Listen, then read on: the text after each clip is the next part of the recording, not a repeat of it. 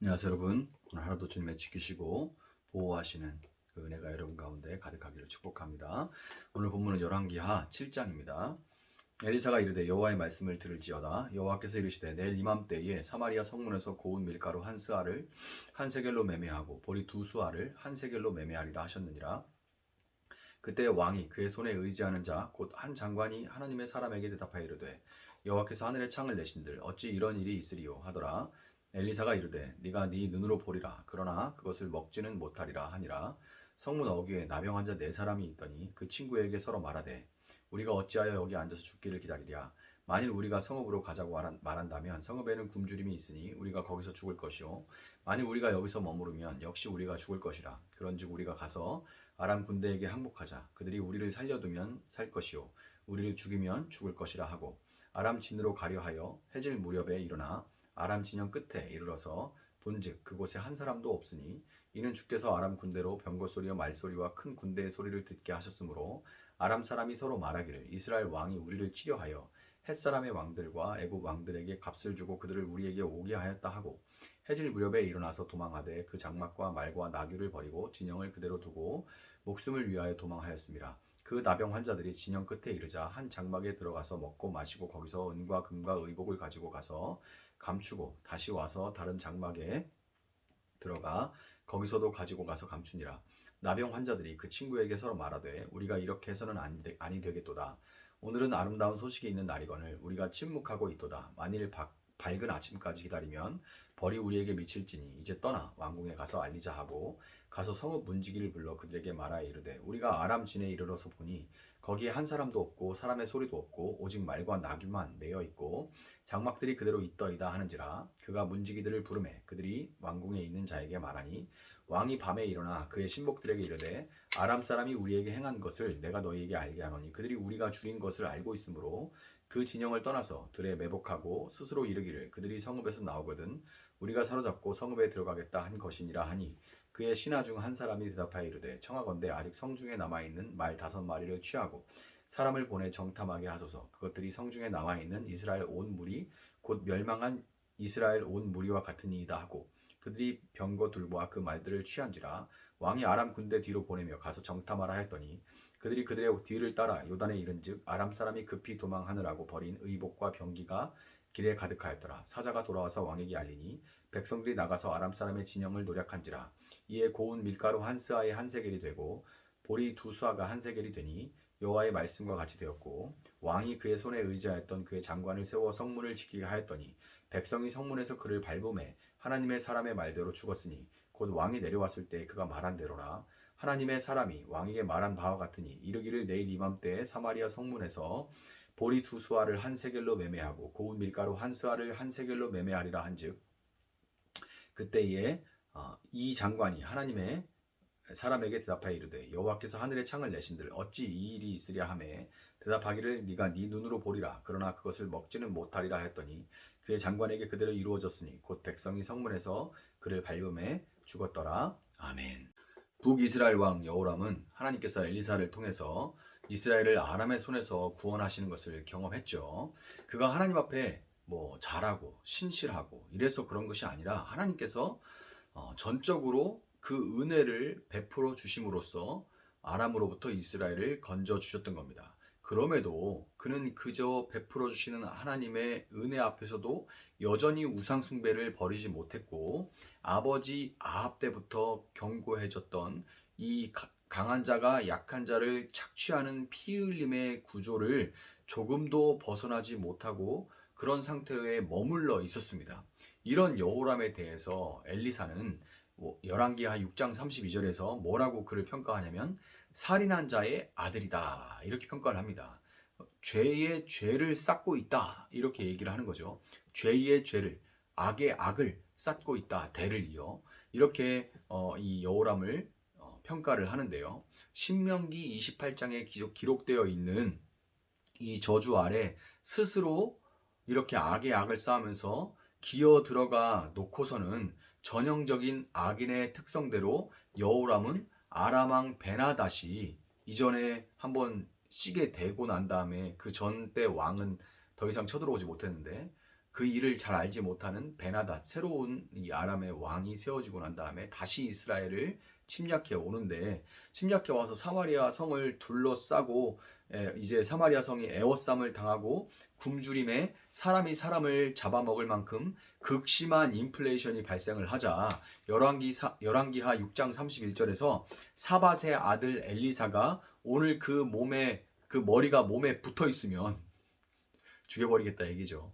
그러면 하나님이 내 위에 내게 벌을 내리시는 것이 내리실지로다, 이렇게 막 맹세를 하고 이를 박박 갈면서 하나님을 탓하고 원망합니다. 그 엘리사를 탓한다는 게 결국에는 하나님을 탓하고 있는 거죠. 이게 다 엘리사 때문이다. 엘리사를 보낸 이 여호와 때문에 왜 우리를 돌봐주지 않는데, 뭐 이렇게 왜 안 지켜주는데, 왜 하던 대로 안 하는데, 뭐 이런 식인 거죠. 하나님이 베풀어 주신 은혜를 입으면서도 온갖 못된 짓만 다 해놓고 정작 조금 어려워지니까 또 하나님 탓하고 있는 거죠. 사마리아 성내의 상황에 대해서 열왕기하 6장 25절은 나귀 머리 하나에 은 80세겔이요 비둘기 똥 4분의 1갑에 은 5세겔이라, 이렇게 이 사마리아 성내의 당시 상황에 대해서 묘사를 합니다. 율법에 따르면 나귀는 부정한 짐승이기 때문에 먹지 못해요.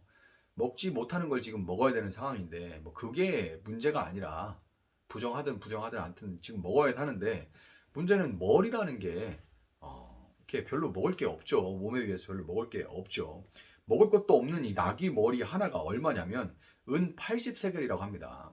한 세겔은 노동자의 4일 나흘치 품삯이에요. 그러니까 뭐 당시에는 품삯이 작았다고, 지금보다 훨씬 적었다고 셈하더라도 대충 뭐 이해하기 위해서 오늘날 그 품삯이 10만 원이 넘지만 그냥 10만 원이라 할게요. 10만 원이라 해도 나흘 치면 40만 원이죠. 곱하기 80세겔이니까 얼마가 되는 거예요? 3,200. 우리나라 지금 얘기하면 3,200만 원 정도가 되는 거죠. 나귀 머리 하나에 먹을 것도 없는 어마어마한 인플레이션입니다. 비둘기 똥은 하푼테라고도 하는데요. 완두콩의 일종입니다. 정말 뭐 비둘기가 싼 똥 얘기하는 게 아니라, 비둘기가 싼 똥은 이렇게 염소똥처럼 모여 있는 것도 아니잖아요. 그것도 아닙니다. 그냥 물기 있는 그런 액체죠. 자, 그래서 그런 비둘기 똥 같이 이 비둘기 똥이라고 불려지는 하푼테라고 하는 완두콩의 일종인데, 사람보다 짐승의 먹이에 가까워요. 사람이 먹을 만한 그런 음식이 아닙니다.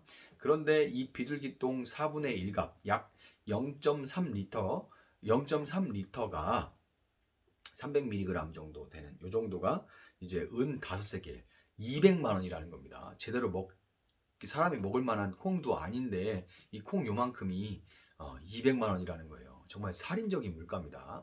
이런 사마리아 성내의 상황은 여호람을 비롯한 북이스라엘의 죄악과 그 죄악의 대가가 얼마나 처절한지를 우리에게 보여주는 거예요. 그럼에도 하나님은 심판 아래 놓인 자들의, 그들이 스스로 심판 아래 기어 들어간 거죠. 그런데도 불구하고 심판 아래 놓여 고통의 신음을 내고 있는 이 사람들을 불쌍하게 여기셔서 선지자 엘리사를 통해서 그들에게 살 길, 이 구원의 길을 열어 주셨습니다.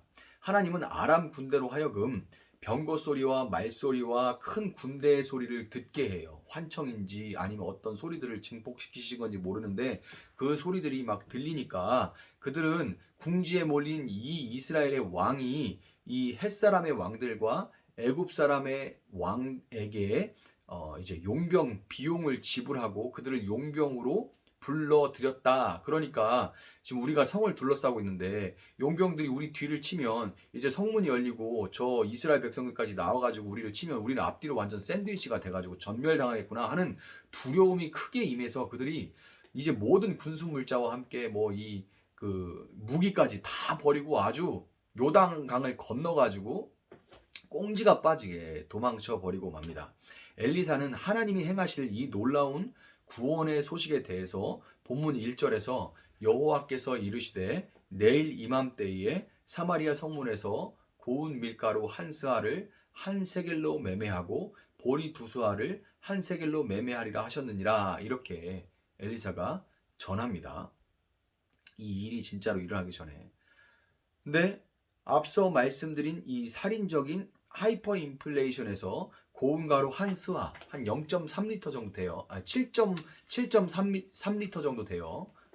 꽤 많은 양이죠. 그리고 보리 두 수와는 약 15리터. 17리터가 아마 제가 알기로는 한 말이라고 부르는 것 같은데, 한 말에 한 3개, 그러니까 한 40만 원 정도예요. 여전히 뭐 비싸긴 하지만, 그러나 아까에 비해서 아주 경기가 아주 급락하는 거죠. 그래서 아주 크게 안정기에 접어드는 그런 진정한 기쁜 소식, 복음이 아닐 수가 없는 겁니다. 이제 엘리사가 그 복음을 전한 거예요. 이렇게 된다 하고 복음을 전했는데, 이 소식을 듣고 2절에 왕이 그의 손에 의지하는 자, 그러니까 왕의 생각을 그대로 반영한다고 볼 수 있는 한 장관이 이 복음을 듣고 이렇게 반응합니다. 여호와께서 하늘의 창을 내신들, 하늘의 창문을 내신들 어떻게 이런 일이 일어나겠느냐, 이렇게 비웃는 거죠.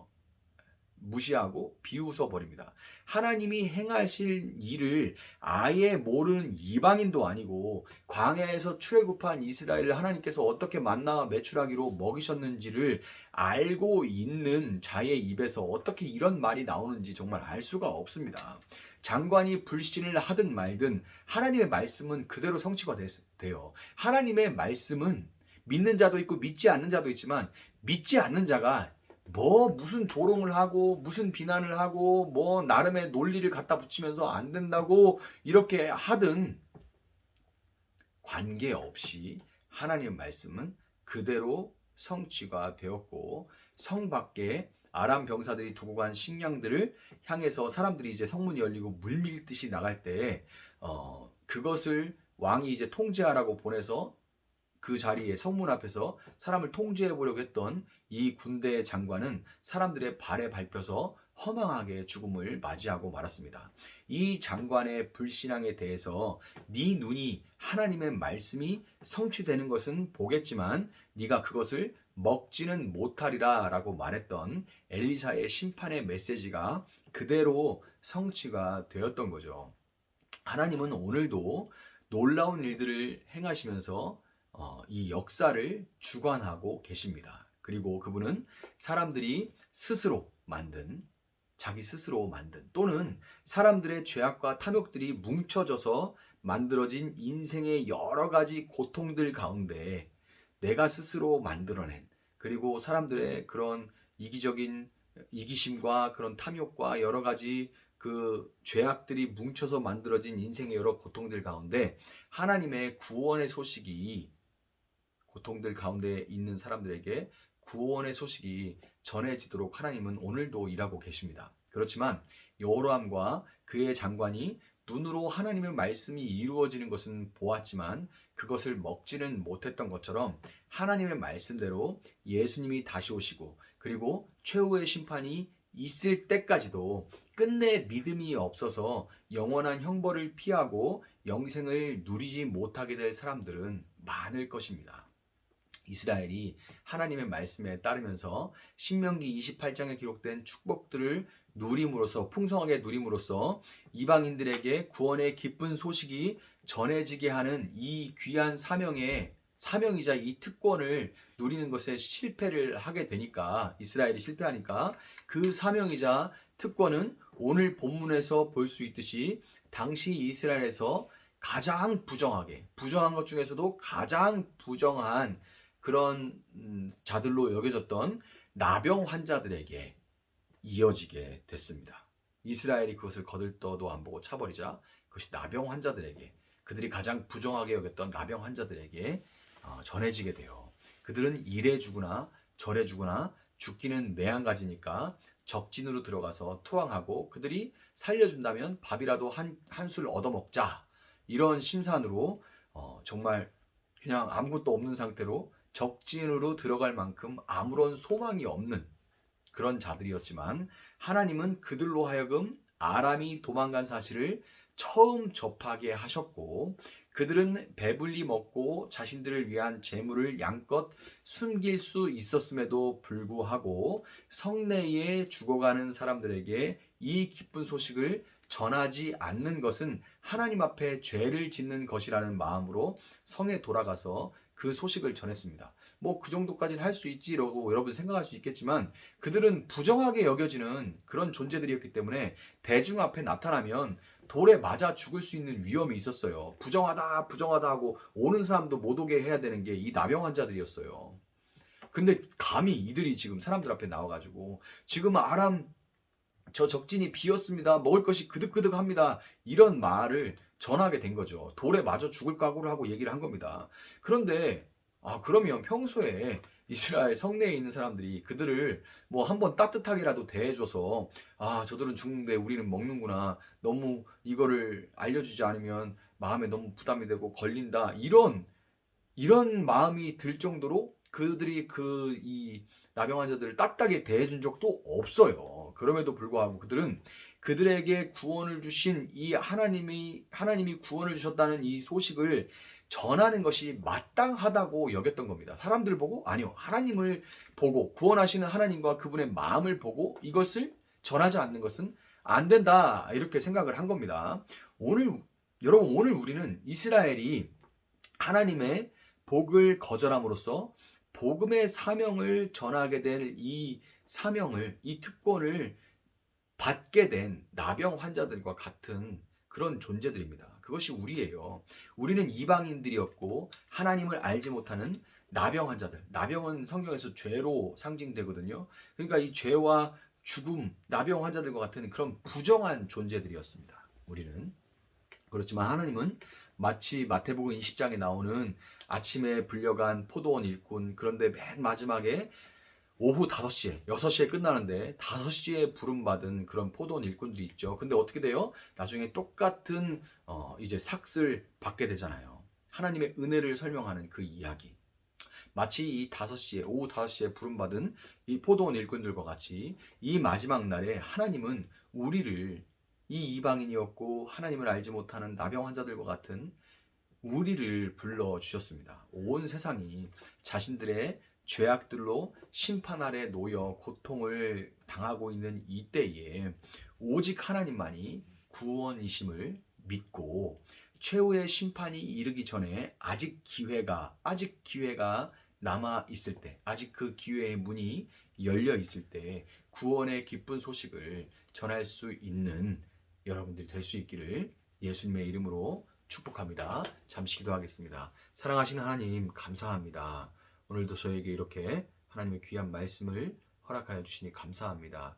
우리에게 찾아온 이 구원의 기쁜 소식, 그리고 우리에게 맡겨주신 하나님의 이 놀라운 사명이자 하나님께 부름받은 이 특권을 우리가 마음껏 누릴 수 있게 주님 도와주시고 멈추는 것이 아니라 세상이 우리에게 어찌하든 또 어떤 위험이 있든지 간에 어떤 손해가 있다 할지라도 하나님, 우리가 하나님의 마음과 하나님의 그 뜻을 알고 우리를 구원하신 그 감사함으로 인하여서 나아가 전할 수 있는 저희들 될 수 있게 하셔서 세상이 갈수록 어두워지고 악해지고 소망이 없는 이때에 하나님, 그 사마리아 성읍에 구원의 소식이 전해진 것과 같이 우리들의 삶을 사용하여 주시기를 원합니다. 감사하며 예수님의 이름으로 기도합나이다. 아멘.